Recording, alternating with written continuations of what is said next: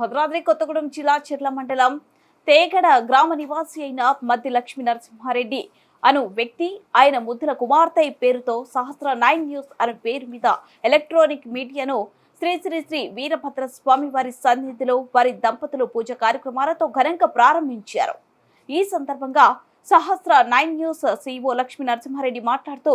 పత్రికలు అంటే ప్రజాస్వామ్యపు 4వ స్తంభంగా పేరు గాంచినటువంటి గొప్ప విలువగలది అని ఆయన కొనియాడారు. రాష్ట్రంలో ఉన్న కార్మికులు, పేదలు నిత్యం ఎదుర్కొంటున్న సమస్యలను ఎప్పటికప్పుడు వెలికితీస్తూ ఆ సమస్యల పరిష్కారం కోసం అటు ప్రభుత్వానికి ఇటు ప్రజలకు మధ్య వారధిగా నిలుస్తూ ప్రజా సమస్యల పరిష్కారం కోసం సహస్ర 9 న్యూస్ ప్రజల పక్షాన నిలబడుతుందని, ఆ దిశగా అడుగులు వేస్తుందని ఛానల్ CEO లక్ష్మీ నరసింహారెడ్డి అన్నారు.